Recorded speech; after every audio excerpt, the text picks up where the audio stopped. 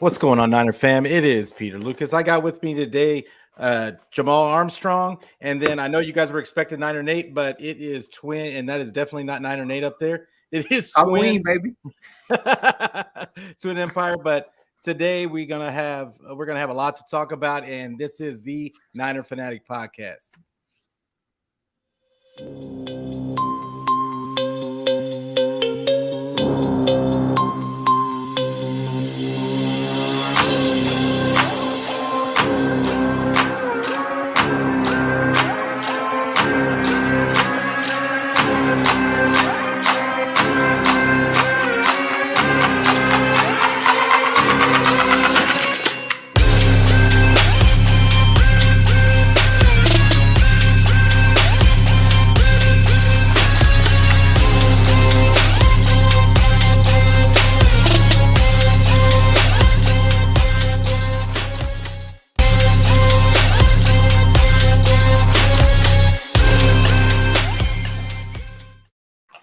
Hey everybody, and once again it is Peter Lucas. I got Twin and I got young Jamal Armstrong with me today. Haven't seen Jamal in a minute, but hey guys, how you doing? And why don't you start Twin first? Why don't you tell them where they can find you on the socials?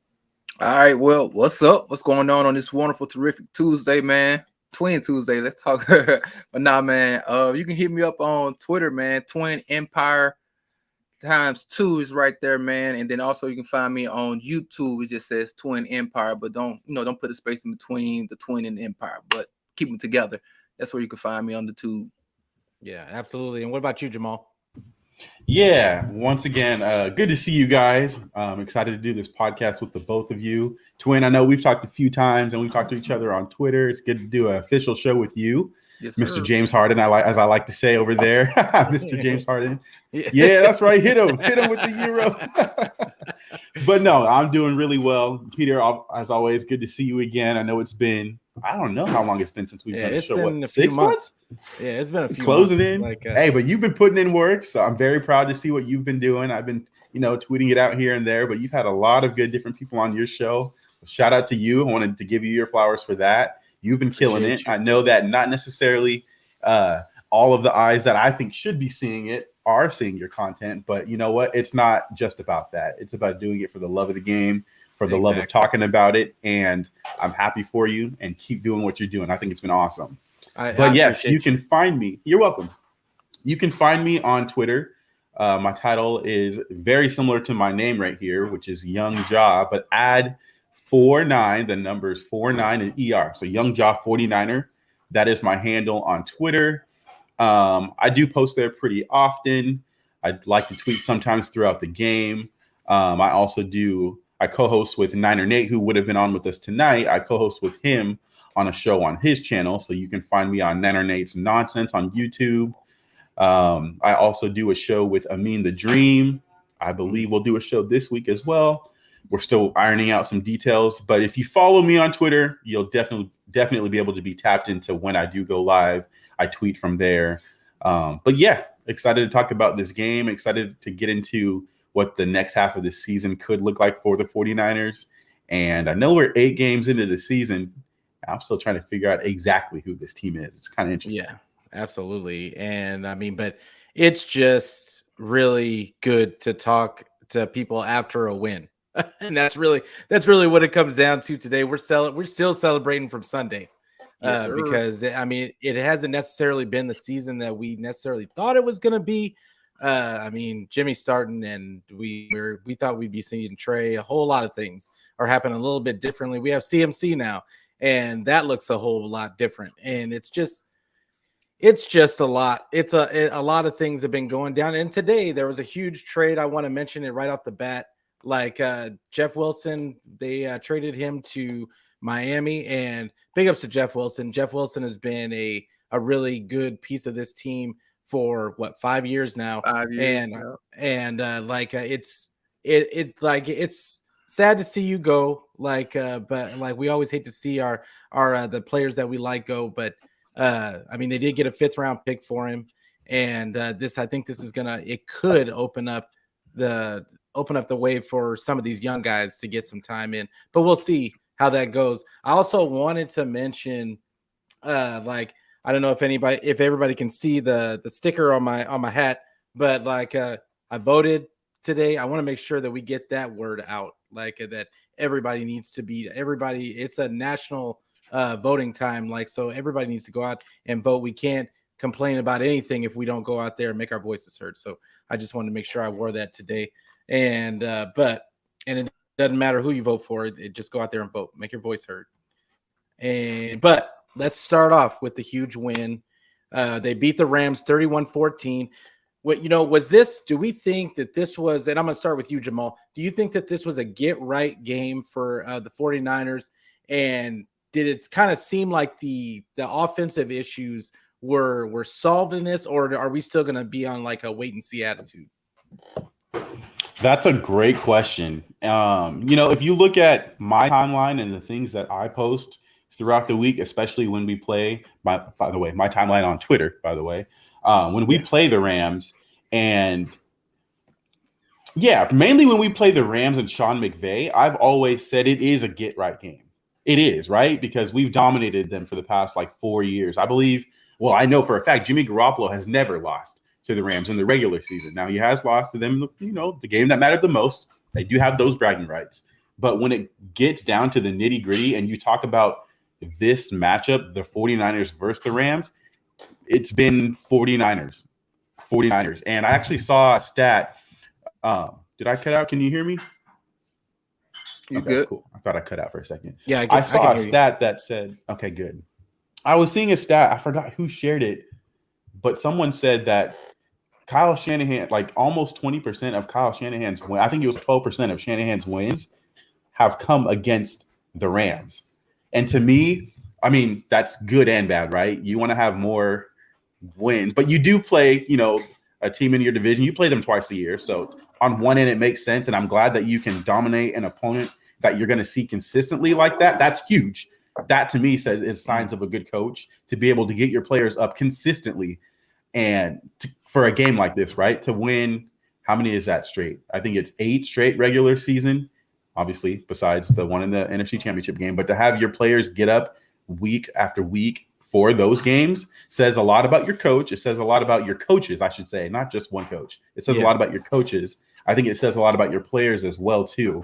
So, yes, if you were to ask me, is it a get-right game? Yes, because I think we just match up very well with them, which is kind of funny to say because you have a quarterback in Matthew Stafford who is one of the better quarterbacks in the league. I wouldn't say he's a tier 1. I'd say he's probably a tier 2, a step below your top tier type guys. But he has the talent and the arm talent, I think, to be a tier 1 type guy. So that said, you have a good quarterback in him. You obviously have a great receiver in Cooper Kupp. You brought in Allen Robinson this offseason to be, wide receiver too. You still have Van Jefferson, who I think is a good receiver. I liked him back at Florida too. He's a good receiver, but he's been hurt, so he hasn't played too much at this point. Clearly, Odell Beckham Jr. wasn't brought back. But I just think when you look at the way their offense is set up, if you look at their skill position players, they have the guys that you would think you would be able to take advantage of. Some of the 49ers, I would say their past weaknesses, because this year our secondary hasn't been much of a weakness. But when you have those guys, you think you have guys that you could exploit where the 49ers are more weaker, which is opposite of the defensive line defensively. But then you also look at their defensive line, and then you look at their offensive line. And I think that's where these football games are won. To be quite frank with you, in this specific matchup, we've been able to dominate on both sides, offensively and defensively on the line. I don't know if you guys watched the game last night, but the Browns versus the Bengals is similar in that game. I thought, the Browns aren't, in my opinion, the Browns aren't a better, roster-wise, you could argue they have a better roster than the Bengals. You could argue that. But I think right now, I would say the Bengals are the better team. But that game was won in the trenches. Joe Burrow couldn't do anything because he'd had no time to do anything. Funny thing is, when it's a game similar like that with the 49ers, that somehow works into the strengths of Jimmy Garoppolo because he's good at getting the ball out quickly. He's not an elite quarterback by any means, but on scripted plays and when he knows where, I'll say this, when Jimmy Garoppolo knows where to go with the ball and he doesn't hesitate, he's a solid quarterback, a really solid quarterback. And I thought he played a really, really, really solid game. I think it was only 4 incompletions in the game. I thought he played really solid. So I think this game, and I know I'm kind of ranting here for a second, but this football game, and I think many times have been won in the trenches. The Rams aren't and can't run on us, and they know that. How many times on that first 17 play drive did they try to like throw fades to Cooper Kupp, to Allen Robinson? Did they try to throw the ball on like the 2-yard line, the 3-yard line? They were surrendering and telling us, waving the white flag, telling us they can't run the ball on us. And we know that. They know that. Fans know that. Mm-hmm. It kind of plays into the psyche. So I just think we match up really well with him. Is it a get right game? Yes. But at the same time, I'm not going to go so far as to say we've solved all of our problems, if that makes sense. I do think that we need to get Deebo Samuel back. We're good. We have good weapons. And when Jimmy Garoppolo plays like this, I wouldn't say I'm worried, because when he plays like this, we're very tough to beat. But I need to see it a bit more consistently. We're 4-4 right now for a reason, as much as I hate to say that. That's just the truth. Yeah, true that. What about you, Twin? So my thing is, you say like a get right game. It was a confident booster for that week. It's a game that all 49ers fans know. I mean, it's Rams week, you know what I mean? So it's like it's a certain vibe. It's like an event, whenever we play against the Rams. So I think psychologically, not only for like the teams, but also for the fan bases, there's almost like this knowing that we have over them, and so on one part of it, you like, yay, we're happy. We did what we needed to do. We showed our dominance over them.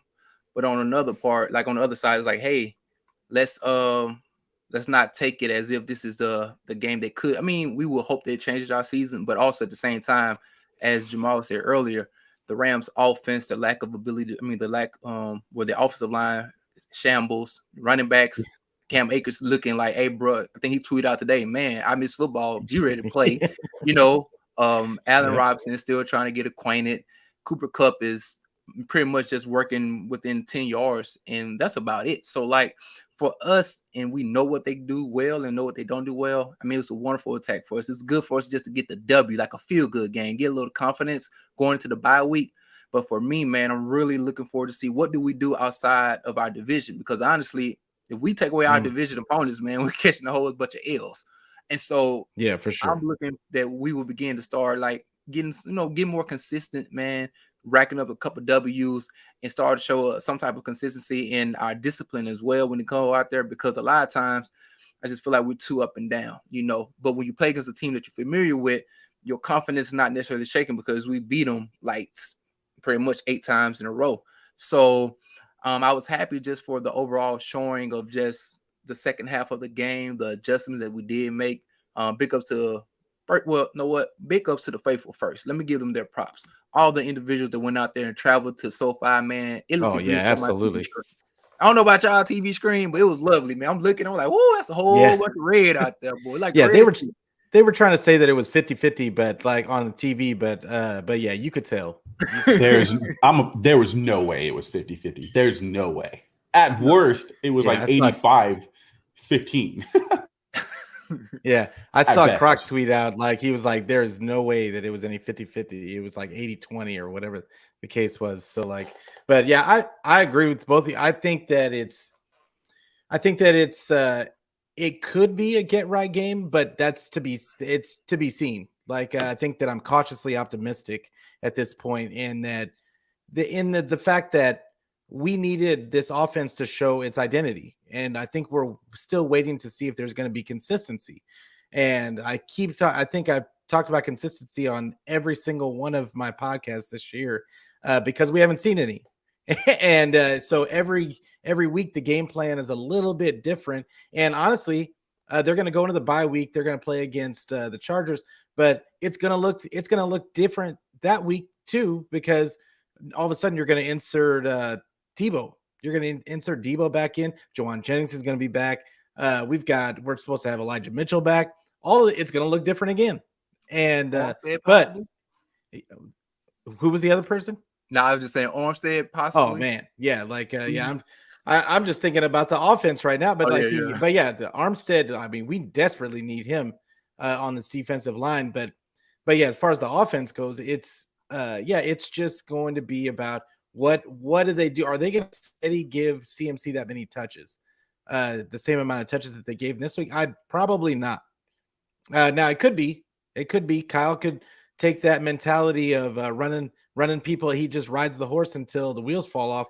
But like I would hope not. I would think that he would. You can establish an identity without just going with one guy. There's so many weapons on this team that there's just no excuse. There's just no real excuse for just going with one guy and making. Now I could see you going with one guy, and then when they start keying on that, you move on to another person. That's the whole point of having multiple weapons. So it's I'm still on a wait and see attitude with Kyle. You saw the excitement after the game was over from Kyle dapping up John Lynch, and they were really happy about the performance, which they should be. I'm glad you pointed that out.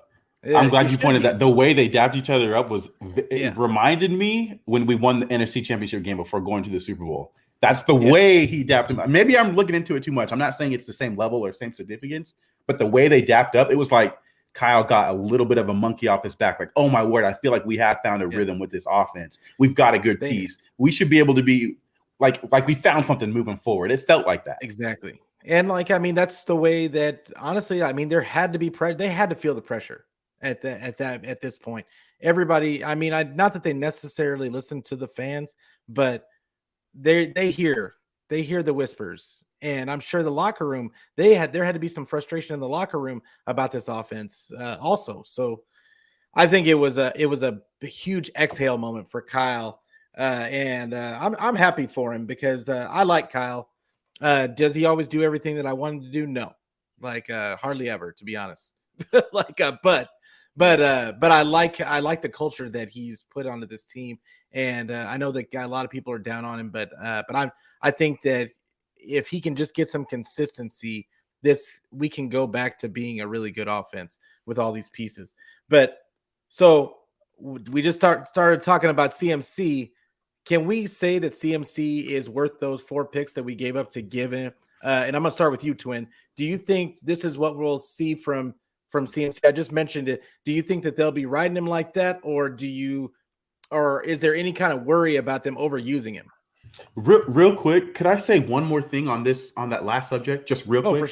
For sure. I'm so sorry, Twin. So the question that you asked was it a get right game, and did we seem to solve the issues with our offense, right? And so I don't feel like I've specifically said what I thought any issues were. I have not specifically said that. So for me, what I would say real quickly is I know we haven't put up a lot of points, but I do think it's been more self-inflicted than it has been teams holding us down. And what I mean by that, for me in particular, penalties have been big. And I've seen multiple drives, and this goes for every offense in the league on average, but with the way we were playing right now too, it only adds to it.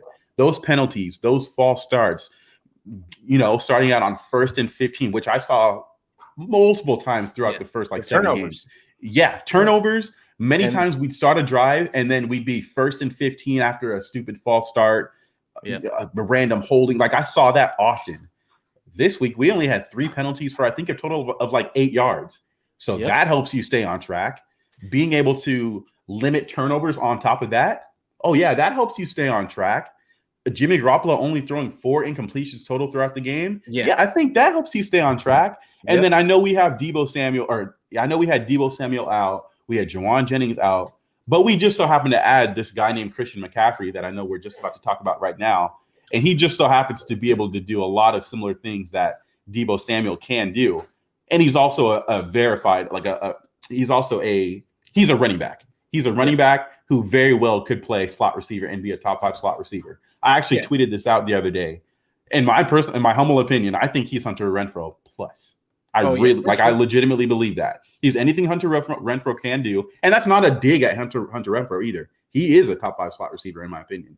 But he's everything that he is, plus, because he can do those things that Deebo Samuel can do. He actually is a running back. Now, he doesn't have the top-end speed that he once had in his Stanford days, his first couple years in the NFL.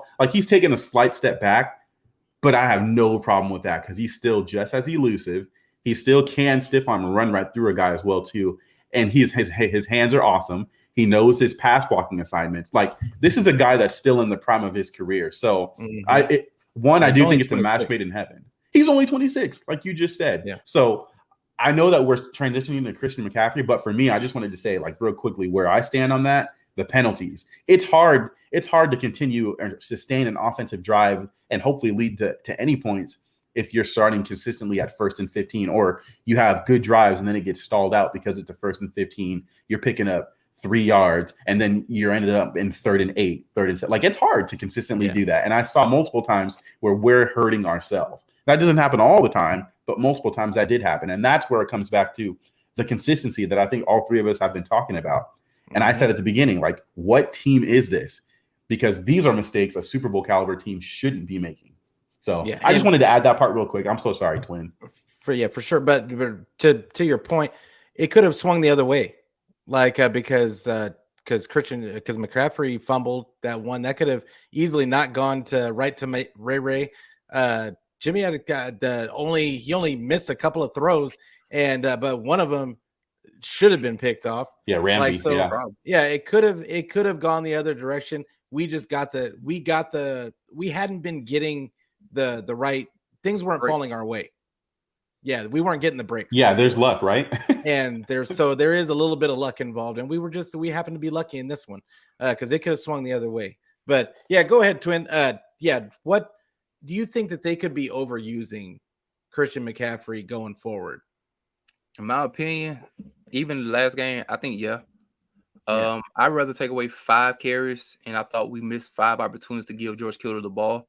It was kind of still predictable on first downs, ran the ball several times, especially in the second quarter when we got the ball down in the red zone. We ended up getting a penalty on second down, and we were still like 1st and goal, but it kind of took us back a little bit after we had an explosive play. I thought on that 1st down and goal, a beautiful play action run, try to get George Kittle a touchdown, a target at least in the red zone off a play action on 1st down would have been a beautiful play design, in my opinion. I think we do too often we leave George Kittle out the game. There'll be times where he'll get one explosive play for 18 yards, and then 4 series later, he haven't touched the ball. He's just been blocking. And I think for a guy like Christian McCaffrey, man, I want to make sure that he's here for the long term and not short term. And that means that if I have bodies around him of skilled players that we can exploit and use them. And so, in my opinion, he took, like I say, some good hits, and he had some explosive plays. But I still think that we do have enough weapons around him where he doesn't have to take a lot of those bashings. And also, I believe that will help our offense not be so predictable at times. And because we're a run heavy team, especially on 1st down. We had a couple plays where we didn't run the ball on 1st down, but I thought we missed quite a few opportunities since we were getting a lot of yards to gain on 1st down running ball to really exploit, our tight end and really get him. I mean, I just like seeing him not being just a blocker all the time, in my opinion. It's just like, come on, my guy. And so that's the thing with like overusing CMC. And I know how Kyle can get where he can get into that mode where he'll get stuck and he will use you until he use you up. And it's only like we got a whole nother half of the season to go. And a perfect example of this, not trying to hate on Kyle, is Elijah Mitchell. I mean, oh man, he had to touch the field this year for real. And last year he was in and out for long periods of time. We saw how that messed up our offense. So I hope sometimes he'll look at it like, hey, you know what? Let me use all my chess pieces. I like to play chess. Let me use all of my chess pieces on the board. You know what I mean? If I got a rook, and I think like, well, to me, in my opinion, your boy Christian McCaffrey, he's like a knight piece. He can do wonderful things all in small tight places. He can move everywhere around the board. But when you got somebody like George Kittle, man, hey, use them. You know what I mean? So that's just my opinion on the matter, where I think we need to make sure we're cautious of CMC. We want to make sure he's going in there healthy. And also, hopefully this year, I think last year, Kyle didn't necessarily use like a two-back system that often. As the year prolonged, he used either Elijah or Debo a lot. And so hopefully Elijah Mitchell is healthy and we see him get at least like 8 to 10 carries. I think that would be wonderful for our teams. So yeah, I want to speak on what you just talked about, that two-back look that they gave this last game when now granted with Jeff Wilson, but now that's going to be Elijah Mitchell on the other side. And I thought that was a great look. I thought that was a great. I don't want to call it adjustment because they started with it in the beginning of the game, but I thought that it was a great adjustment to the offense, and it makes them a little bit more dynamic. It's going to make them even more dynamic when Debo's on the field and he can motion into that second back, because then you just kind of have to pick your poison. But I think that is a huge piece, is that two back set. I think I don't know, like, but and I'll probably bring this up later, but what does that do for Juice? I just have to wonder, what does that Juice do for Juice's snaps? But what do you think, Jamal? For the CMC? So it's interesting because I feel like with CMC, and I want to like pose this question to you guys: is he the first blue chipper like Shanahan's went to go get? Yeah, you know what I mean by that? Yeah. Like coming out of college, this dude was a first round pick, elite talent. Is this the first time like we've seen, or in the Shanahan regime, the Shanahan era, like get a guy like that? Yeah, because I think so, because McKinnon wasn't first round, so no, he wasn't, right? Good player, and he went for him for a very similar reason. They're similar types of players, right? Exactly. I think that's a great comparison, especially before injury. Like similar types of players. Obviously, Christian McCaffrey's better. I think Christian McCaffrey's he's elite running back. Yeah. But McKinnon I'm with you on that. Mm-hmm. Like he wasn't the primary running back for the Minnesota Vikings. They had he wasn't in there as well. So like, yeah, you're right. Yeah, you're 100% right. But then if you go down the line, right, you look at George Kittle, late round pick, fifth round. I forgot which round. Late round pick, fifth round. Debo's fifth, right? Debo Samuel, second round pick. Elijah Mitchell, later round pick, fourth. I think he was. I think fourth. Elijah Mitchell was sixth. Six. You're right. It was a sixth. Out of Louisiana Raging Tech. Cajuns. Louisiana Tech. And then I'm trying to think. Ayuk, first round pick. But I'm going through those skill position guys, and I'm thinking, okay, like CMC might be the first one that we've said, you know what? There's a chance to go get a blue chipper. He can make a difference on this team. Now, some people were saying, okay, now if we go get Christian McCaffrey, we're just strengthening a position of strength, if that makes sense. It's a position that's already good, and we're making it stronger. To that, I say true, for sure. I agree with it. A hobble strength. Yeah. Yes, 100%. 100%. And I agree with that too. But I also think, like, you're getting Christian McCaffrey, and I know a lot of people are saying it's concerns over his injury history, but I believe it was 2 out of 6 total seasons that he's been truly hurt where he couldn't play. Yeah. He has produced when he's been healthy. And the thing is, and I think the question had asked this, you guys touched on it as well too, that overusage. I personally don't think that's going to be the case here with the 49ers because, as Twin had just said, while it's a strength, it is a hobbled strength. But if that's the case, there's no need to overuse McCaffrey because you do still have an Elijah Mitchell. You did go draft a couple young running backs in Jordan Mason and Ty Davis Price. You did actually go trade Jeff Wilson. And speaking of Jeff Wilson, just a little side note, he was traded today to obviously the Dolphins. Yeah. But leading up to this week, he had been our leading rusher, still is currently our leading rusher till somebody passes him. And he'd been heavily involved in the offense.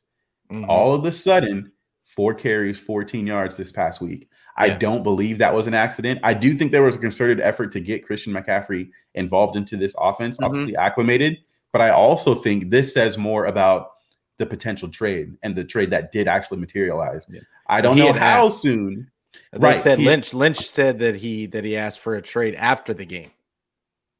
Oh, after the game, really? Yeah. Because I'm thinking the conversation could have started before. McDaniel knows him, right? He had to know that the writing was on the wall. You know what I'm saying? He was having a good year, man. He was averaging 5.1 yards per rush. Yeah. I think he was like in top 15 in rushing. I mean, he was actually running the ball pretty well for our team, So I think like he's like, hey man, let me get a little shine because I know I know how you can. He's in a contract year. Exactly. Yeah. He's in a contract year. You have and I don't think there's any bad blood either. I think he understands it. I don't want to say I don't think he likes it. I wouldn't no competitor likes it. But you just look in the room. Oh, we brought in Christian McCaffrey. He is going to be here for minimum the next 3 years. you drafted 2 running backs in Jordan Mason, Ty Davis Price. Ty Davis Price is a higher draft pick. You're gonna keep those 2 guys. You do have Elijah Mitchell, who was your featured back last year, coming back. Like at some point, there's going to be an odd man out. Yeah, they already let Tevin Coleman go, and then they re-signed him back, right? Like there are certain guys who are going to be. He was the guy that was going to be left out, but in that position, in his position, I mean, I'm not mad for the guy. I'm happy for him. He set himself up well. He was leading the team in rushing, like you said, 5.1 yards a carry, playing very, very well. Great. Honestly, I think he's great for our system. He's proven to always be a solid, tough runner. And I thought, for me personally, this year, I saw something we didn't get to see last year from him. I know he was coming off an injury, but I don't think he's the fastest guy or anything like that. But he's fast. I thought he was faster this year than he was at any point last year that I saw from him, both in explosion and acceleration. I thought when he sees the hole, he's the type of guy that's going to run pretty much full speed through it and get whatever yards that he can. I think when you have a guy like him versus a guy like McCaffrey, it is almost lightning and thunder-like, because I think McCaffrey is a bit more patient, and that's a good thing. Yeah. I think his vision is elite. McCaffrey's vision is awesome. I think he's really good at being patient, seeing that hole open up, and then also when it's closing, he's really good at getting skinny to be able to get through those specific holes. But I think his acceleration is elite. Now, I don't think he has, and this is CMC I'm talking about, I don't think he's got the top end speed of potentially even Elijah Mitchell. I think Elijah Mitchell at top end speed could potentially, I'm not saying he is, he could potentially be faster than CMC, but I think CMC's acceleration in that 5 to 10 yard range is still really elite and really good. I know that's getting a little bit off topic, but I think that's why Jeff Wilson is out. You get a guy like CMC in. They're just different runners. Go ahead. They're just different runners. They have like Jeff Wilson is more of a violent type of, he sees a crack and he's just going to go full speed into it. And I think Jeff Wilson's burst is really what kind of got him that 5.1 yards a carry this season. It's his burst, like, because he's not the fastest guy. CMC, I think, is a little bit faster than he is, but I think CMC has just a little bit more burst, and he hits the holes. And to your point, it's like a surgeon, like because he goes back there. He kind of his running style kind of reminds me of the dude that used to be on the Steelers. Not bad. Willie Parker. No. Well, kind of like Willie Parker, but the guy after him. He just kind of took a nosedive. Oh, I know who you're talking about. Oh my word, I know who you're talking about. Because he's just really patient. Rashard Mendenhall? No. It's recent. You talking about Le'Veon Bell? Le'Veon Bell. Because like he kind of like waits. He kind of waits and looks at what hole is going to open up, and then exactly, and then he just runs right through it. Like so, he kind of reminds me of him, except he's more explosive on the burst, and so I like that fact. And then the fact is that this guy has receiver level hands. Like so, the guy is just. I think I always thought that he was, when the trade happened, I wasn't necessarily happy about what they gave up, because I thought that they had other needs. I think that the running backs were suitable. They were already getting 5.1 yards a carry out of Jeff Wilson.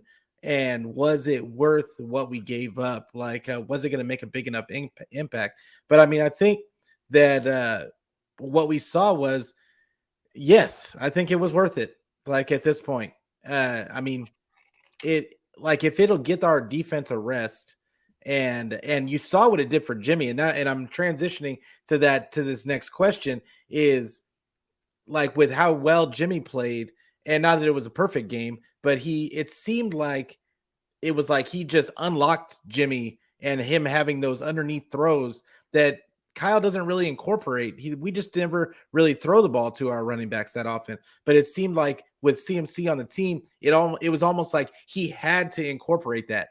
And so now you add that part to the offense, and it gave Jimmy a guy to dump it off to, and they almost had an instant chemistry, like right away.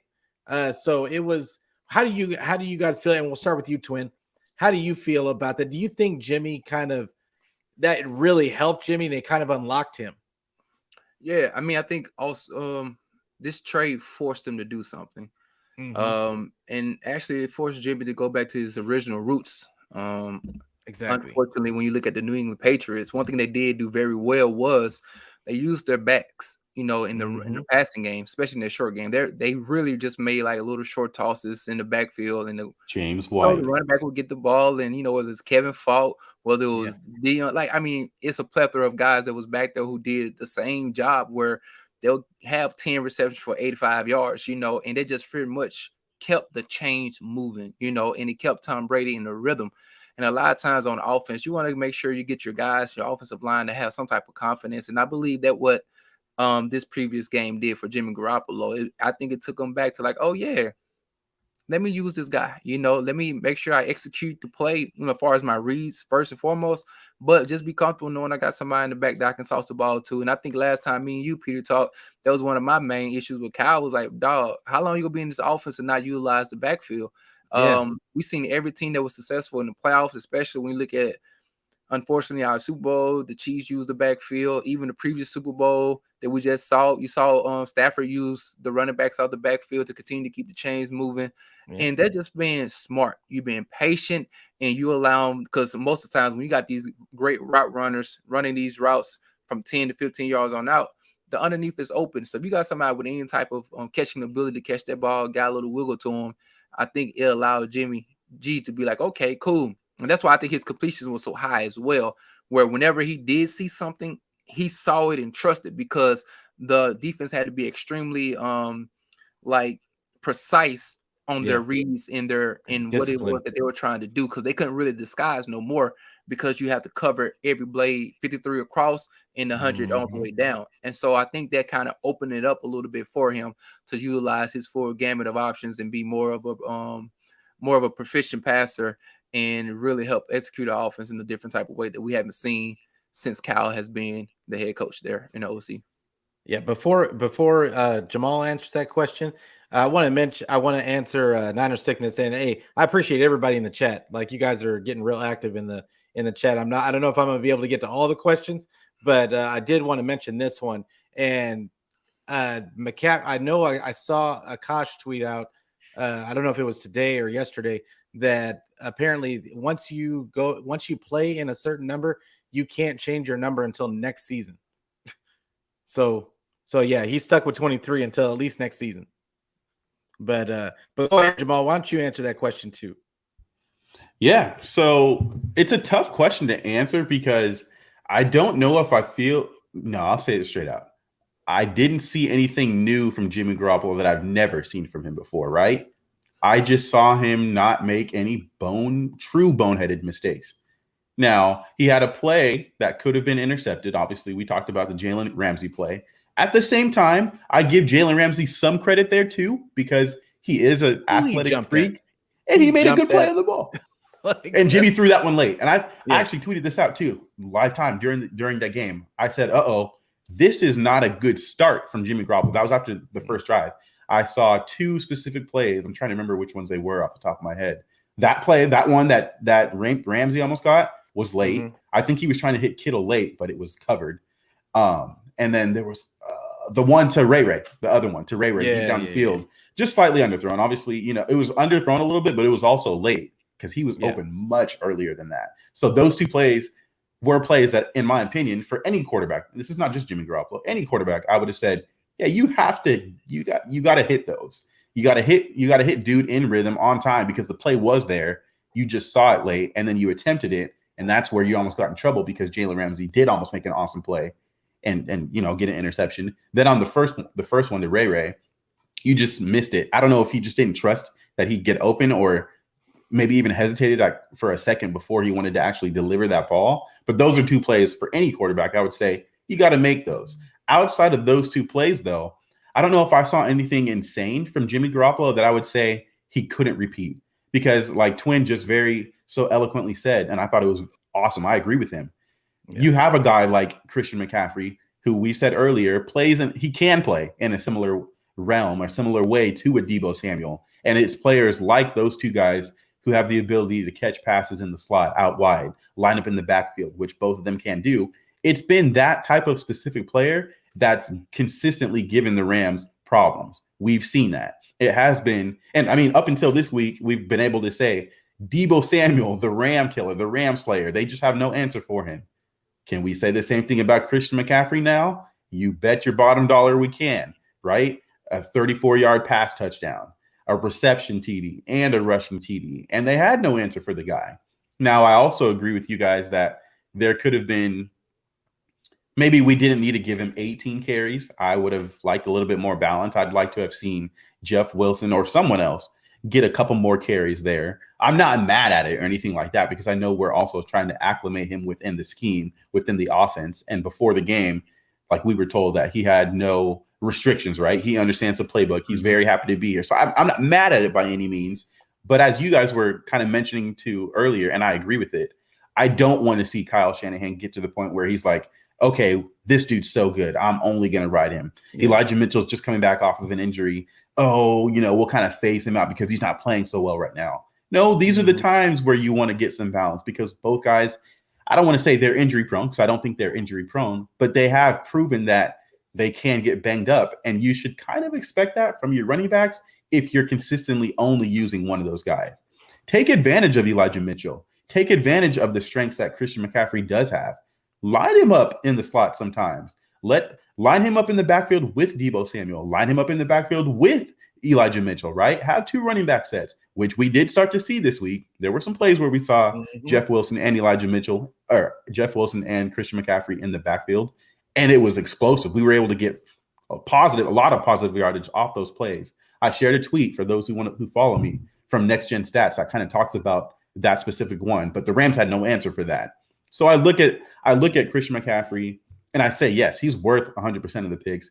Jimmy Garoppolo played a really good game. I thought a really solid game. But that's, in my humble opinion, and I hope you guys agree with me on this, we've never said Jimmy Garoppolo needs to do everything or needs to carry this team, because we have a really good defense. Yes, we're going through a little bit of a hitch right now because we've gone through some injuries, but that's no excuse. Every team goes through injuries. Every team has to weather some sort of storm, right? And I think that we have. I think we're starting to weather that storm.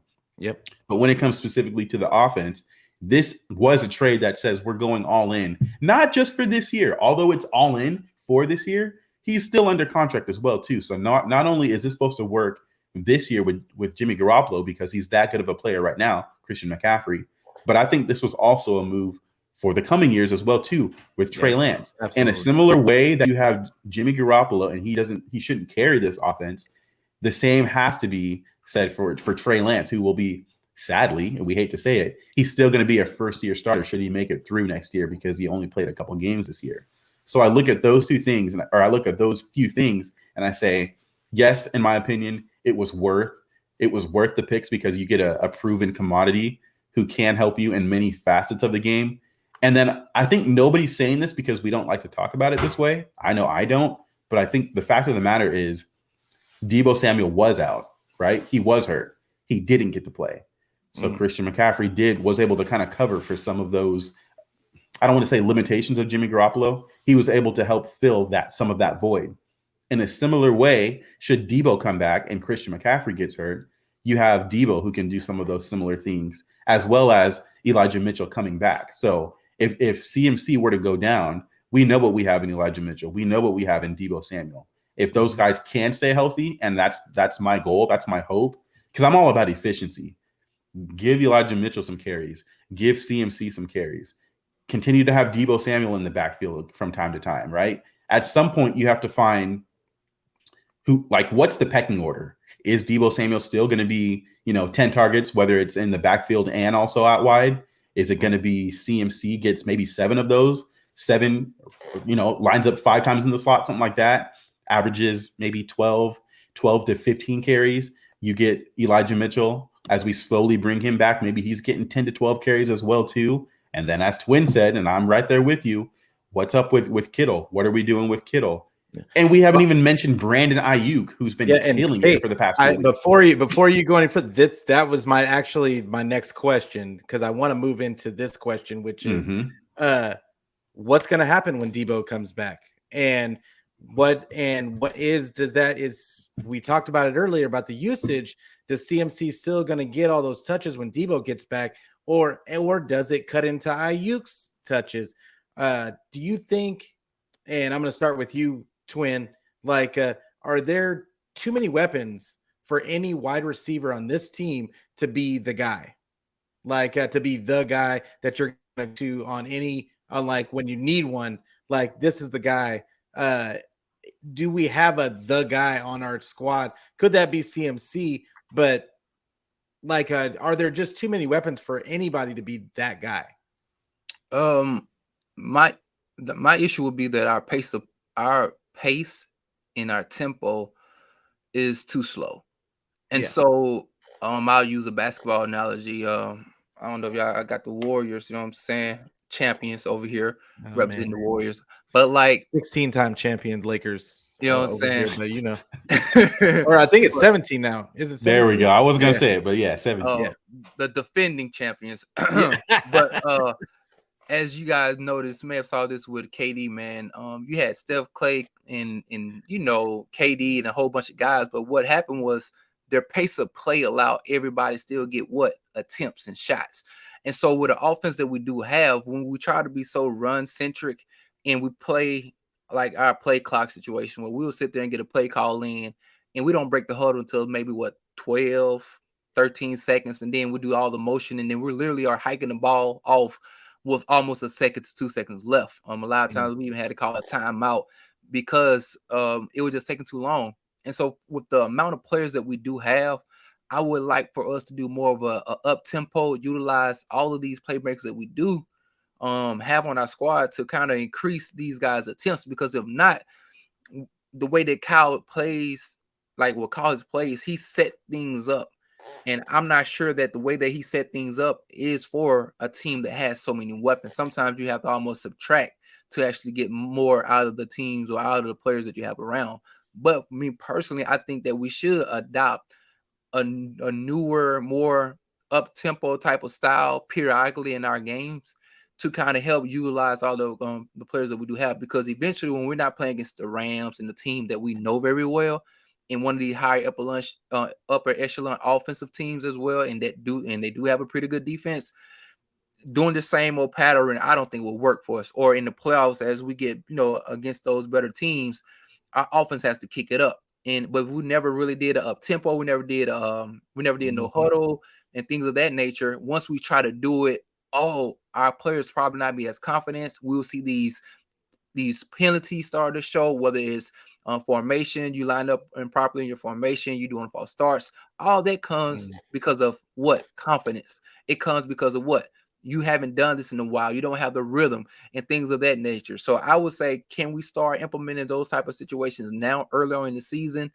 Live the mistakes now so that as Kyle grows into calling their plays for this team, it will help us be more dynamic and explosive for all facets of the game. So whether it's going to Brandon Ayuk, whether it's getting the ball to Deebo Samuels, whether in one possession you may get like an explosive run, say for instance for like 5 to 10 yards. That's not too explosive, but you may get let's hurry up.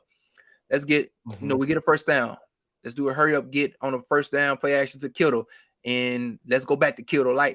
Try to do a little more rhythm in how we run our offense to make sure that we can utilize all these weapons. Because if not, I think we will see a lot of games where there's one guy over here will have one catch for 2 catches for 23 yards, and then next thing you know, 3 games later, he may have a big game, but you be like, dog, why is there so many ups and downs in the offense? And mainly because it's just the pace of play. It's just too slow for me, in my opinion. We got to speed this up.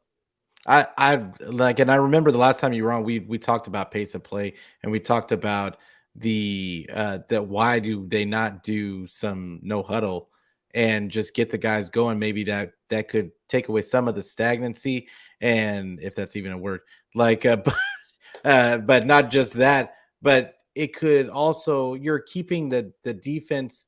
You're taking advantage of the defense that's on the field and not allowing them to make substitutions. That's another aspect of it. We don't know because I don't know if we've seen Jimmy do it correctly, running a no huddle, but Cincinnati last year. Yeah, that's true. That's true. In Green Bay. And to that, and to your point, honestly, you won't know until he just does it. So yeah. Like, I think that it's something they definitely should look into. I think I've been talking about it since you mentioned it, like, because I thought at the time that was such a great point. Like, but what do you think, Jamal? I was disagreeing with some points, but that last point that you guys said there, I actually like that. You mentioned maybe doing a little bit more up temp. I actually like that because while I don't think Jimmy Garoppolo is a great quarterback by any means, I do think he's pretty good in the 2-minute warning, 2-minute shut. Now he's not perfect, right? But I have seen him in some clutch situations. I mean, we saw it last year against the Rams themselves to help get us in position to go to the playoffs. Those last 2 minutes of the game, he was pretty nails. I'm not saying he's clutch or anything by those metrics, but maybe for lack of better words, when Jimmy doesn't have too much time to, and this sounds bad, but when he's not overthinking and he can kind of, when he's not overthinking, he can kind of play in rhythm, see it, hit it, go. I think he's really good. And I thought he did that often in this last Rams game as well, too. If that's the case, I like that. And I think some people, and maybe even Kyle Shanahan himself, might be scared of that because we have seen him have a boneheaded mistake. Like we've seen that, right? Those things do happen. That can be true. And so can Jimmy Garoppolo still being, pretty good in those 2-minute situations, up tempo type environments. And I think you were saying earlier too, you were talking about like, is there a true go-to guy? Will there be a go-to guy? But at the same time, we've mentioned the weapons that we do have. I think, and I'm just going to be honest about this, I think we're I don't want to beat around the bush. I kind of think we are a little bit. Kyle Shanahan doesn't trust Jimmy Garoppolo the way that we would like him to, or that I think Jimmy Garoppolo would like him to. Yeah. I think you do have these weapons, right? You do now have a Christian McCaffrey. You do have a Deebo Samuel. You do have a Brandon Ayuk. You do have a George Kittle. And Twin said this earlier too, and I agree. I've been saying it for a long time too. When you have a guy as good as George Kittle, why are there games where he has 0 catches? Why are there games where he has 1 catch for 14 yards, 2 catches? I think this week it was 3 catches, 35 yards. And sometimes he's not featured, but he's your tight end. Tight ends are supposed to be like a safety blanket. Now, a lot of people have said, "Oh, your offensive line hasn't been that great. He's got to help him. He's got to help there." They've been solid. It's not been as bad as people would like to say. Our line's not that horrible. Man. Thank you. Yeah. Let's be real. Let's be real about that, especially in pass protection. Thank you. And that's my point. So if that's the case, why doesn't he? And I'm not just putting that all on Jimmy Garoppolo. That's also on play calling as well. I don't think, and that's Kyle Shanahan right there. That's on Kyle as well too. But in that same instance, I think it was the Falcons game.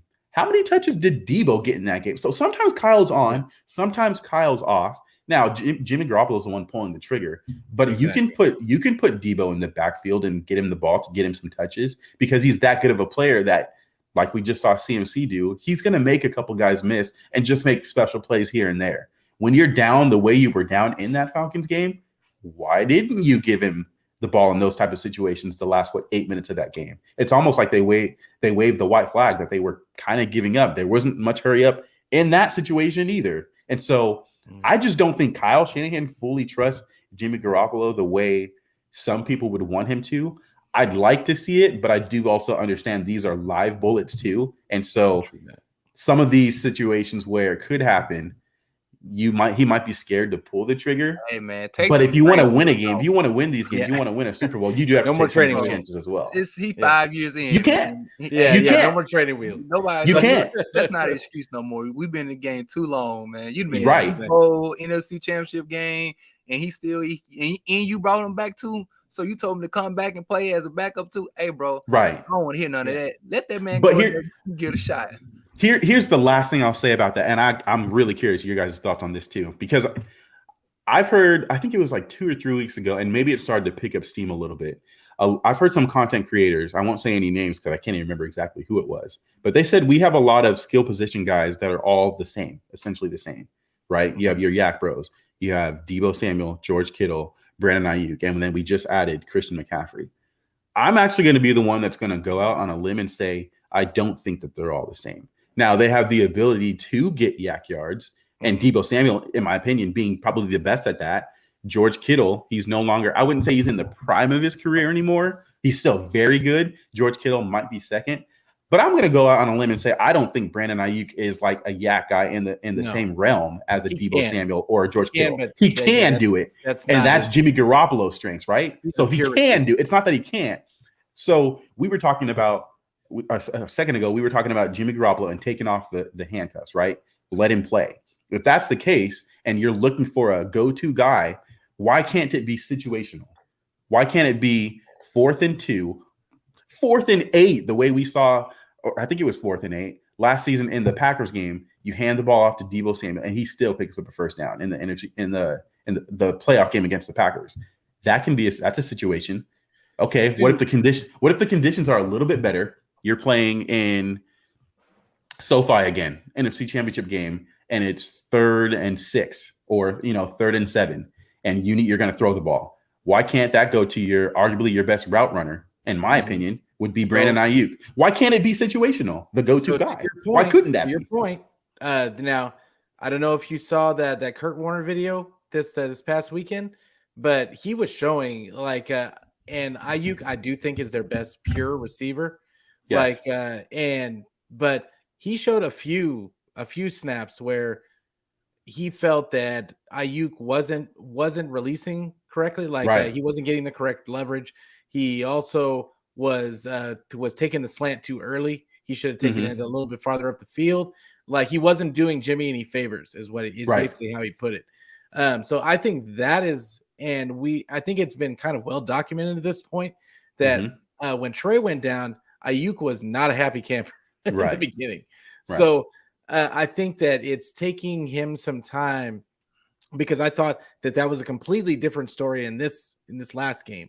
I think that he was making himself available, and honestly, he could have gotten to 100 yards easily. Oh yeah, for sure. But He's yeah, had 3 awesome games in a row. I think that all of these guys have different strengths, and they're not all yak guys. I think Kittle can be a yak guy. I think Kittle can do. He's a Swiss Army knife, just like Juszczyk is just a smaller version of him. And then you've got Debo that does a little bit of everything, but he's not really, to me, a pure receiver. He can do that, but he's not. That's not his thing. Yeah, that's really not his thing. I think that they found his niche in this league. But Ayuk is the one guy that's the pure. I think he's a pure route runner. He can cook anybody you put in front of him, and yeah, I think he's that guy. But it just depends on the game plan. And to your point, it depends on what Kyle is doing. But also Ayuk has to run his route like he's going to get the ball every time. And I think it's a consistency thing, but it's a consistency thing across the board for all of them.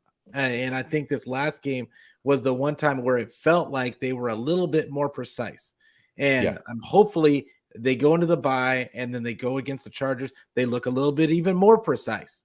And hopefully that's what we're building towards, is the consistency aspect.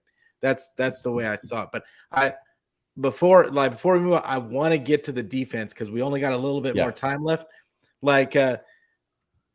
Because everybody was killing D'Amico the week before that, right? And rightfully so. The guy they dropped a 40 burger on us. So it is what it is. I thought that it was the fans got a little bit overboard. Yeah. It was one game that he really kind of dropped the ball in. But we're gone. Yeah. But how many guys were they missing? But at the same time, the adjustments weren't there. You do have to hold him accountable for not really kind of adjusting to what was going on. I feel you. I feel you. Yeah, we were struggling there at corner. Yeah, I feel you. Yeah. But at the same time, they were mentioning this, and I heard Croc mention this, I think it was a couple days ago, is he needs to get the base defense off the field sometimes, and put some more DBs in there, even if you don't have the best DBs out there. At least you got a little bit more speed out there, but he kind of sits in his base defense even sometimes on third down.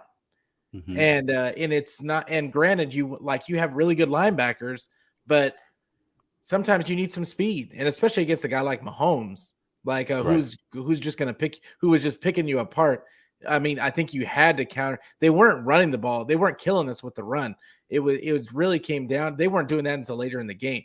They were consistently like converting in third the down. yeah in the beginning of the game, they were just killing us, killing the zone, and it was, and even when they went man, he was taking advantage of that. So I mean, I just would have liked to see him make some more adjustments. That's all. But Fair.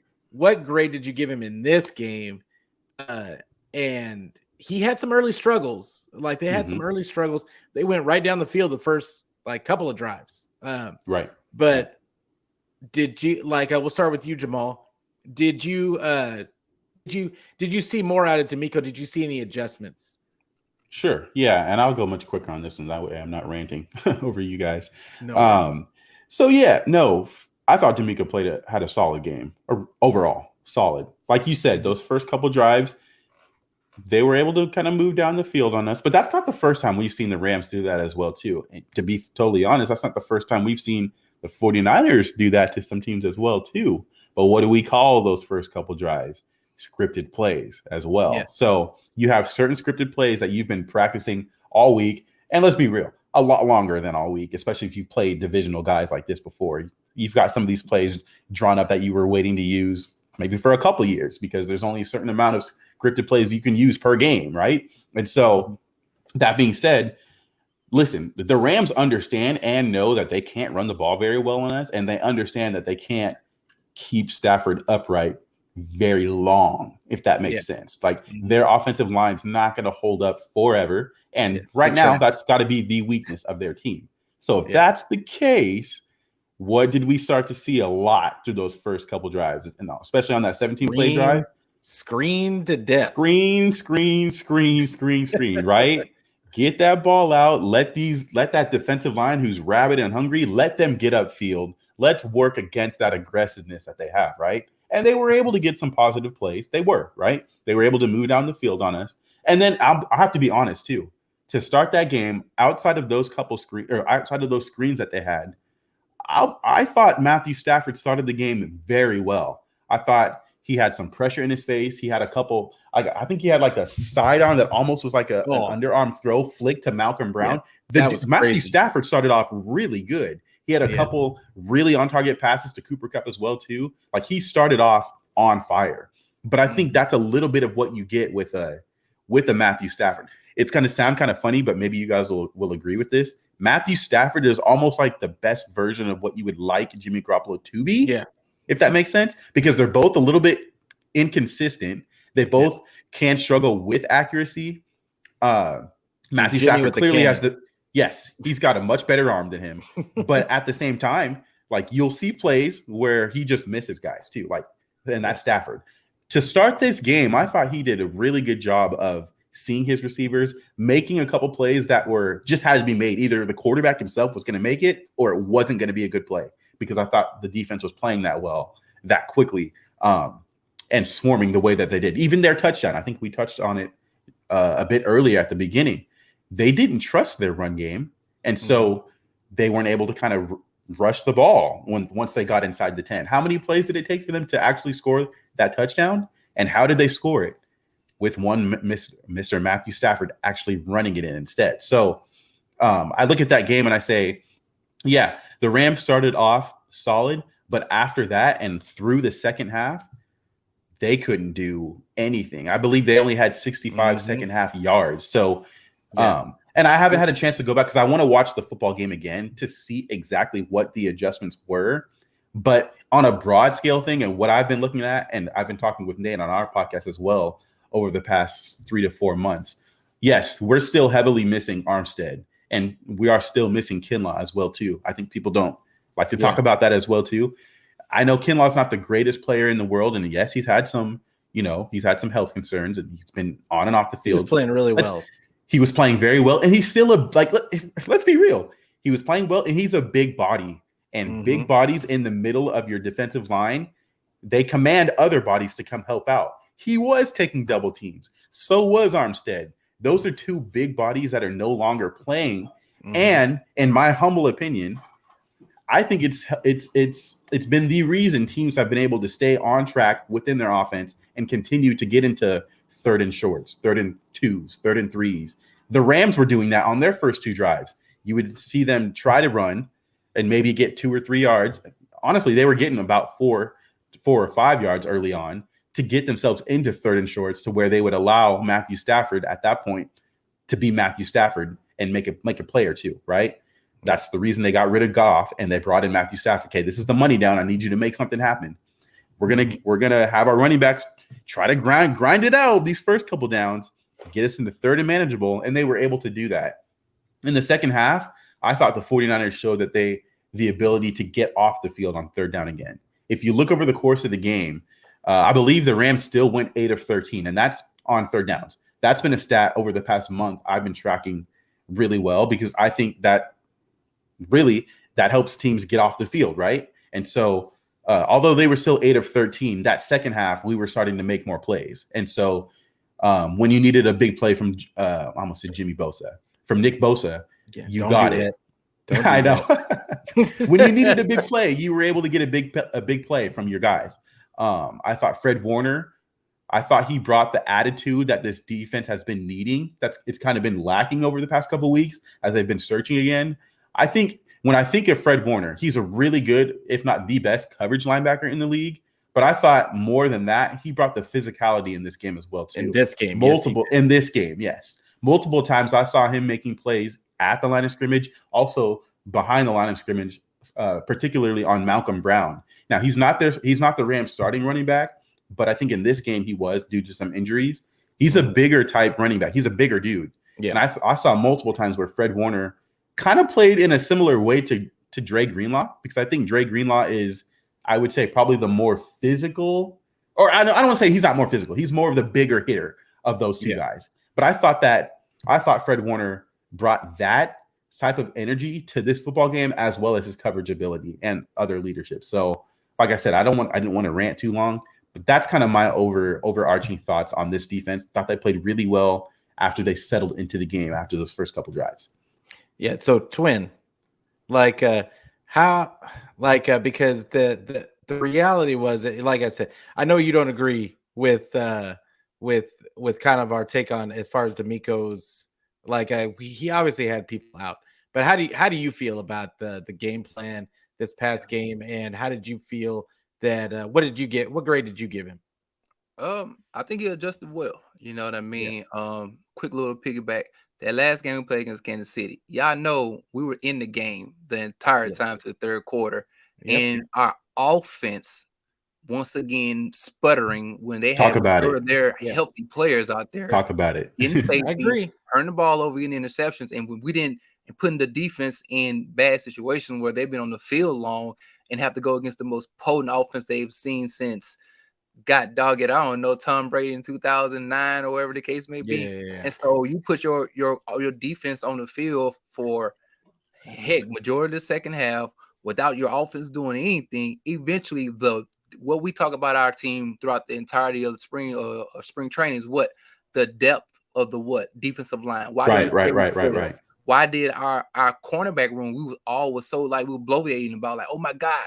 Last year we was like, oh goodness, we got Josh Norman and Dante Johnson out here. This year we're like, hey man, we're deep. And then next thing you know, Shabar's guy to put out. He was playing hurt anyway. E-Man's not out there. Dude, so I'm looking like, bro, if we would have assisted him a little bit and gave him some help, the defense the tire blew out on him. And that's what we saw at the end of that game in the Kansas City game. So that's why I was like, I don't give D'Amico all that flack, because offensively, we would sit there and look at the defense not take care of business, but then look at the offense and gave them a wonderful pass for not executing and giving the defense something to go. I didn't give him a pass. But that interception would have made it a one-score game had we got a touchdown on that. That one that Jimmy threw to Joshua Williams. Yeah. I absolutely did not give this offense a pass. I thought it was a complete team loss. Everywhere I was watching KNBR, I was watching 95. Everywhere I was like, this defense. I'm like, bro, the defense literally was our saving grace for 5 weeks in a row. You tell me we can't give them a little help for one game and show some type of explosiveness, because we just scored 30 for the first time without the defense actually having a pick 6, in the entirety of the year. We talked about that last time you were on. Remember? Exactly. We said at the time, you cannot expect this defense to in this era of NFL to be the Ravens of 2001 or 2000, whatever. Yeah. And they still were through 5 weeks. Yet it's their fault, not the anemic offense's fault. Come on now. Go ahead, Twin. No, and pretty much the majority of our convo today has been about what? We got too many what? Weapons. So we got a team where we sit here thinking like, is there enough pie to get passed around to all the individuals that are here at the table? But then again, we couldn't necessarily, but anyway, neither here or there. Going back to this game. It's not just you saying it. You said it too.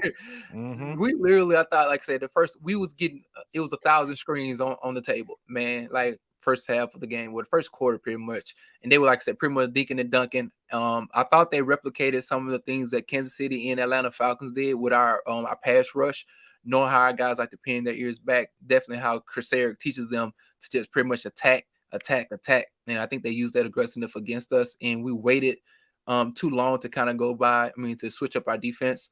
Because it wasn't like they were giving big chunk plays or they were passing the ball down the field. I don't think they even have the personnel to do so. Allen Robinson is not a deep ball catcher. He doesn't run like great vertical routes or long passing plays as well. So I think we just necessarily didn't turn on the switch quick enough. But once we realized, like, hold on, and this is why I don't take our win. It's a good win, but I don't take it like, oh my goodness, because they don't have nobody. They don't have no outside speed. Vance Jones was hurt pretty much the entirety of the year. He's just coming back. They don't have a running back. So even when Fred Warner, like he was hitting people, I was like, Fred, you couldn't hit that boy in Atlanta like that at all. Because you're right. Running you over, but you got this little rinky-dink guy in here. You want to flex real hard, but I'm going to give you a pass. You did what you're supposed to do because they don't got a running back. So I think he put the guys in position to go out there and execute, and they did what they needed to do. He suffocated that he pretty much, I think they did what a lot of teams do for us when we become very one-dimensional and when they know what we're going to do. That's what our defense did to them. They knew they only had Cooper Kupp. They wasn't going to pass the ball deep. The running game was suspect. And so they just pretty much say, okay, we just go pin our ears back, man up, and just go in there and smack them in the mouth. So I think he did a good job of just saying, hey guys, we just the more talented team. Yeah. And I'm gonna just go let my players be players, and y'all just go out there and beat the brakes off of them. And so we had fried lamb for the rest of the Sunday evening. You know what I'm saying? And that's all I'm gonna say about that. Yeah. So just the last thing I'd say there ahead, too, just quick. And to Twin's point there, and Peter, you've heard me say this because I've talked about this even last year as well too. What was the switch to where we were allowed to start getting home on Stafford, right? What was that switch? Mm-hmm. And I've said this before. Football, you have to marry both sides. So once we were able to start putting up points the way they couldn't just run the ball to set up these, third and shorts, that allows us to be in positions to where we can start teeing off because you do get up 21, 28, 14, ultimately 31-14. And by the time we were up 31-14, it wasn't even like the Rams were trying to get back in the game. They kind of put the white flag. They kind of white flagged that one. And we're like, okay, there's not much we can do. And that leads me to just this last point that I'll say. When the 49ers and the Rams play, and I'm not used to saying this, I feel the margin of error is much smaller for the Rams than it is the 49ers. And that's kind of weird to say. There's a certain way the Rams, I feel, have to beat us. They have to manage the game. And it has to be a little bit more low scoring than high scoring. Yeah, right now, because like you said, they really don't have running backs. They have Cooper Kupp, and Allen Robinson has been a disappointment thus far. So, there's really nothing else. The cupboard is kind of bare. And I think they expected to get somebody else, but just nothing is materialized. And it is what it is. But yeah, it is what it is. But so I want to get, because I know Jamal's got to go, but I got one more question for the both of you, and then we're gonna get out of here. Is this bye coming at the perfect time for the 49ers? How do you think this team comes out against the Chargers? Yeah, did you want me to take that or Twin? Oh, go ahead. Doesn't matter to me. Go ahead and start, Jamal. Okay, sure. Yes, 100%. I think this is the perfect time. Funnily enough, I said this at the beginning. We're still trying to figure out what this 49ers team actually is. Yes, when healthy, especially defensively, we've been able to hold teams well below their points per game average. And so as much as I'm I'm confident when healthy, this defense will continue to do that. I'm still more concerned about the offense until they prove it to me, until they show it to me. I'm not as concerned or worried about our defense. The offense has to consistently show me. And I think they can. I think now that we're getting healthier, like to me, I've said this is go time now. We already know. And I mean, I can say this, you guys can say this. We all understand this. We are going to be hopefully sooner than later. The hope is we get Armstead back. Hopefully at some point, it would be cool if we can get Kinlaw back. I don't know if that will happen. I'm more certain that we'll get Armstead at some point this season back more than Kinlaw. I would love to get them both back. Even Kinlaw in a reserve role to where he's playing, a limited amount of snaps per game. I think his impact still will be felt in that regard too. So I'd love to have those two guys come back. To me, and I was going to mention this a little bit earlier, but I think now is a good time to mention it. The fact we didn't make any sort of trade at the deadline for a corner in any way says it's like, I think that's good though. I think it says more about Verrett than it doesn't without putting that into words. To me, I'm going to take it positive. I'm going to say, hey, he's trending towards the right way. And then it's like, yeah, I'm praying that's the case. But the fact that they didn't, to me, says they're a little bit more higher on his upside of coming back and the potential for him to play than they aren't. And so at this point, right, it's going to be Womack, it's going to be Ambry, it's going to be Verrett, and we still have Charvarius Ward. If Verrett is able to stay healthy, I think he can have a similar impact to the way Mosley was having. Mosley's been awesome the last 2 seasons, like underratedly good. I think he should have been a Pro Bowler last year. I think the way he was playing this year, he should have been a Pro Bowler. I think he's been that good over the last 2 seasons. And I still think, although it may be a 1-year deal because he's coming off of an injury, I still think he should get paid. I don't know who that'll be by. Hopefully it's still by the Niners. But long story short, you're getting these guys coming back.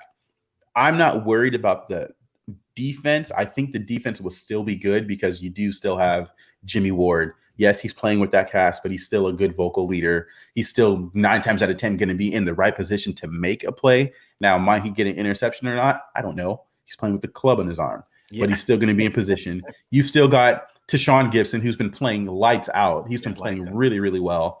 As I said that, I'm thinking of the Higbee play where Higbee dropped it that could have gone for a touchdown. I'm thinking about that play, but every player has plays where they don't play great. That play, he messed up on that play, but he's been playing real well overall. Talanoa Hufanga has had an awesome start to his season. I don't want to say he's fallen off, but he's had some games that were a little bit more quieter, and he's missed some tackles that he shouldn't be missing. And I know he's a second-year player. That's no excuse. Tackling has been something he's been good at. He's been good at that since last year. So the fact that he's missing some and taking some bad angles, I don't like it. I don't love to see it, but he's aggressive, and I like the way that he plays still. He still deserves to be a starter. I've got no problems with him. Let me wrap this up. To me, it comes down to this offense. There's, like you guys have been saying, it's too many weapons. It's not you have Jimmy Garoppolo, and it's truly going to be up to him. I said on my show with Nate, I thought, and this was before the McCaffrey trade, I thought this team, this might sound weird, but I thought this team goes as far as Brandon Ayuk's development could take them, if that makes sense. I like Brandon Ayuk a lot. I think he's a good receiver, but I think when you're looking at wide receiver, it's not you can't do it by yourself. And so if Jimmy Garoppolo and Brandon Ayuk's development, or if Jimmy Garoppolo can use Brandon Ayuk and help him develop, now he's not going to be able to throw down the field all the time. I'm not saying Brandon Ayuk is going to have 100+ yards every game, but if he can consistently get him involved like he has the last 3 weeks or so, I'm cool with that, because it's been 6 catches, 81 yards. 2 weeks ago, 7 catches, 82 yards. 3 weeks ago against the Falcons, 8 catches, 83 yards. So when targeted, I've seen him have some production. I like that. I'm not saying he has to have 100+ yards, because he's not going to be the number one option. It's still, in my opinion, probably going to be Deebo Samuel, Christian McCaffrey. I think it'd probably be both of those two guys. I'd like to say Kittle, but I haven't seen enough to say that Kittle's going to be put in that position, right? Yeah. I'd like to say it. So I think for me, this team goes as far as Brandon Ayuk and Jimmy Garoppolo's connection can take them. We've seen multiple times where Brandon Ayuk does get open, and it's been either a misthrown ball. But I mean, I've seen this year too, and I'm just trying to be fair, where Jimmy Garoppolo has thrown him a couple jump balls where he was covered well, but could have made a play. And Yeah, Brandon exactly. Ayuk didn't make a catch. Like both hands were on it, and he didn't make a catch too. And that's not me ripping on either one of them. That's me being fair. And I like that though, because it's Jimmy Garoppolo giving his dudes a chance. That I like. That I want to see more of. Gotcha. This offense shows me something. We should be able to go far. Limit any turnovers, or limit turnovers to maybe 1 or 0. I think this team can still go far based off the back of their defense, based off of a running attack that I think is going to improve over the second half of the season. Got you. What about you, Twin? I think like we play against the Chargers. This team hasn't been that good this year, to be honest with y'all. The AFC West was hyped to be something that it hasn't been. Exactly. We've seen a lot of bad losses from not only the Chargers, but from the Oakland Raiders as well, and from the Denver Broncos. So, like, I'm excited. I mean, we want to play the Chargers. I think we should beat this team.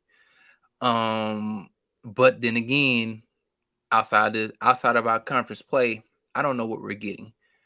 Mm-hmm. I really hope that we pay attention to, like, this guy. I mean, Mike Williams was hurt, I believe, last couple games. He was going through some injuries or whatnot. Mm-hmm. But Austin Eckler is a Swiss Army knife back there in the back. Oh, Eckler. Yeah, he's Eckler, like their CMC.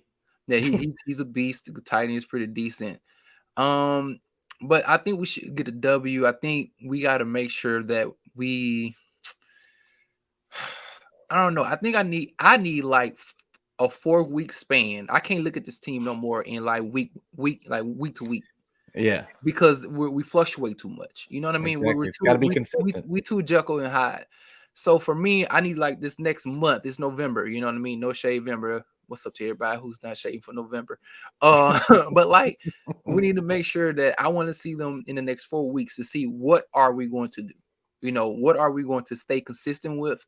And if we play against the Chargers, are we going to run the ball 30 times a game and try to play ball controlled and hold the ball for 35 minutes a game? Or are we going to, allow our offensive weapons on the passing, game to go out there and make some plays and get some touchdowns? I think we shouldn't average no less than 28 points a game. I'm sorry. I can't look at this roster and you tell me our next 30-point game probably won't be until we play another Division 4. I'm not cool with that. You know what I mean? It's just too much. Like, you got too much firepower back there. So yeah, exactly. If this team go in next week, not next week, but the week after next, and we put up at least 28 points minimum, and the offense look like we're like expanding and not having to be just this one. Y'all remember like last year, or even this year in our wins, it's like we either got to run the ball, rush it for 30 times, no turnovers, average at least 4.2 yards per rush. Like, everything had to be like, our margin of error was so small.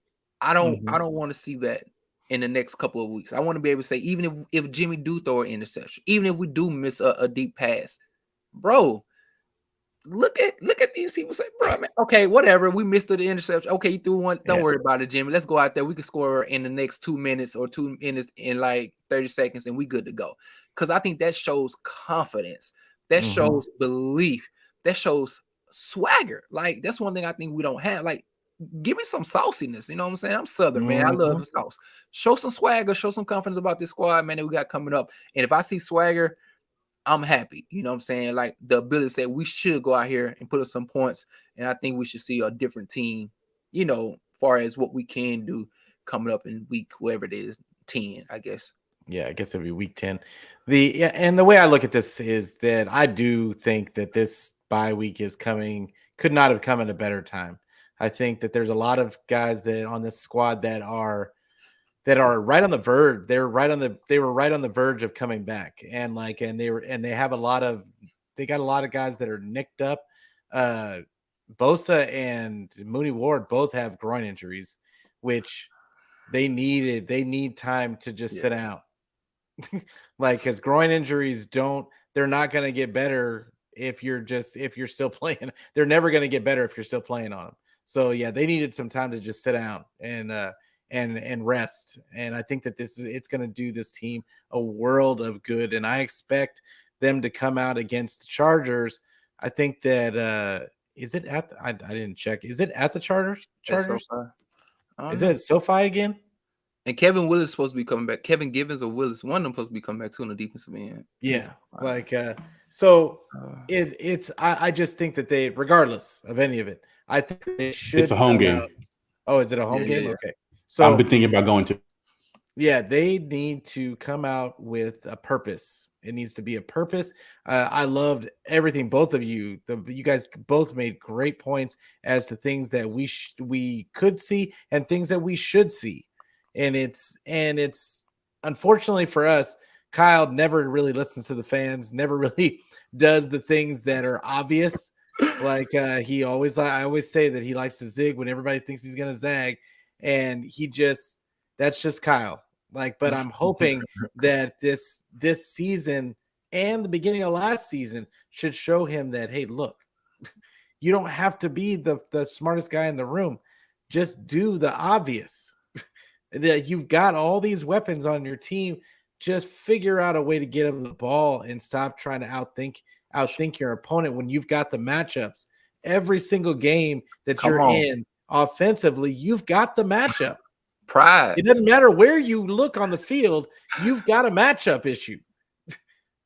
So I just want to see him take advantage of those matchups, and I think that's what we're really looking for going into this game, that Week 10 game.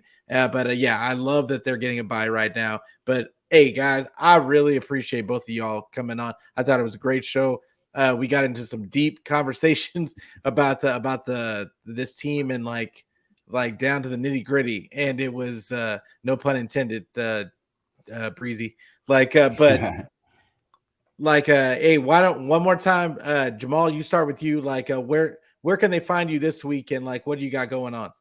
Yeah, so last thing I'll say, just my closing comment in regards to everything we've said today. Once again, thank you guys for having me on. It's been awesome talking with you guys. I always enjoy talking with other faithful 49er fans and catching other people's thoughts and opinions on it.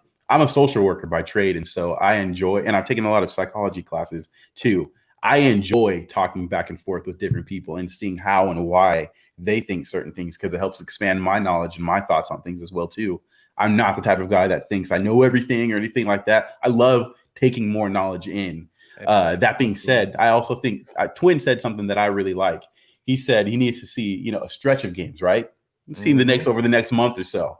I love that, because you got the Chargers, outer non-division game, but you got a quarterback in the Chargers who is very good when he's healthy. I don't know how healthy he is right now. We'll see. Yes, he's been struggling over the past few or so weeks, but when he's healthy, he's one of them aliens. He's one of them different type of quarterbacks.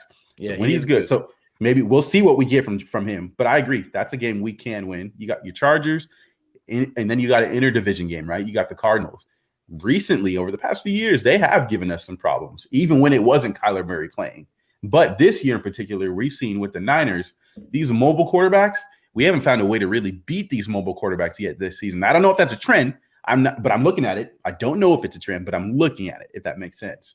So the Cardinals haven't been very good this season either. So that should be a W, but it's an interdivision game. You never know how those games go. And but they play down to Twin said that. Chargers, yes, they do. Chargers, Cardinals. Then you play the Saints. While I don't think the Saints are good offensively, they have a couple good pieces. Defensively, I do still think the Saints are a good team. Defensively, they just shut out the Raiders, and it's the Raiders, but the Raiders got some pieces. They just shut them out. I watched that game. And then you've got the Dolphins after that, and that's a game I think a lot of 49ers fans have had circled just to see how we perform against Mike McDaniel. And not even just Mike McDaniel. If you look at the Dolphins roster, they've got some good pieces. They got some boys over there, and they got some boys that used to play with us too. And Jeff Wilson Jr., you got your Trent Sherfields, you got your right. So you said a month, and I was looking like, what? Who do we got on the schedule the next 4 weeks? We got some games. We're going to see an array of games that will tell us everything about this team. You got some teams you should beat. You got some teams that might give you some struggle, but I think you could actually go 4-0 if you play 49ers football. If you don't have any self-inflicted wounds, you could. We'll see what happens. But I like that. I wanted to point out, I like that. He said those a stretch of 4 games. But yes, you can find me on Twitter. My title is right here. Young Jaw. Add the numbers 49ER to it. Young Jaw 49er. You can find me there on Twitter. I do a couple shows with Niner Nate. And then I also do a show with Amin the Dream as well, too. You can find me at those two spots. Once again, gentlemen, thank you for having me on. It's been really fun. What days are you doing your show? Are you doing them this week? So this week, no, Nate's not feeling too well. Normally, we actually do it Tuesday, so I'm not doing one this week with Nate. We're gonna jump back in after the bye, so we'll do a show next week, and then Amin the Dream. I'm working with Amin. We're talking right now, trying to see exactly what day, but we should be doing a show this week, probably Thursday. Awesome. All right, Twin. What about you? What's up? So on YouTube, it's Twin Empire without the X2 on there. Wednesday, me and my brother, we do the Bearded Bros podcast on Wednesdays. Unfortunately, my brother's a Dallas Cowboys fan, and I'm a non fan. So we go on here and we do a lot of like our weekly little brother podcast, man. Y'all make sure y'all check that out. It'll be on Wednesday, tomorrow around like 8:30 Central Time Zone. And then also on Thursday, I'll be on Ryan Hinksley in the morning. I think around. Oh, you got on Ryan with Ryan too now? Yeah, I'll be on with Ryan on nice. Thursday, I think at like 8:30 Central as well.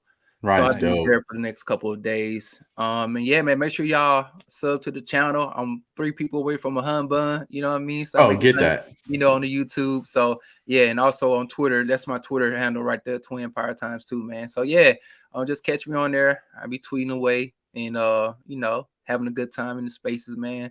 Politicking and having fun with my fellow faithful out here, man. So just be having a good time, man. We're making this wonderful content with you guys. So yeah. Yeah, and I appreciate the both of you coming on. It was a great show. And once again, you can find me. Obviously, I'm on YouTube. I'm on Facebook. I am on TikTok. I'm on Instagram. You can get and like all of them. All you got to do is punch in Niner Fanatic Podcast, and it'll pop up on whatever social media you want to go to. Plus, I got the audio version. You can get it anywhere where you can get your audio podcast. The biggest thing, I'm also on with Ryan Hensley's on Mondays. I have my show that I do sometimes on Mondays, sometimes on Tuesdays, and after the game. Then plus I have the Last Man Standing podcast with Niner Sickness and Chris Polo and Forever Faithful podcast, and Rich Keltz is on that one, and we do the picks for the week for the whole NFL. And then also tomorrow I'll be on 49 Faithfully with Mariah and Jesse and TL and Chris Polo. Love them. So yeah, we busy over here. We working so it's but I appreciate everybody for watching. I appreciate all the people that got in the comments today. I don't care how you get it, just go ahead and get it. I get this content. So but we always end the show with, hey, go Niners. Go Niners, man. Appreciate you, Pete. Good holiday, Jamal. Yes, sir. Y'all be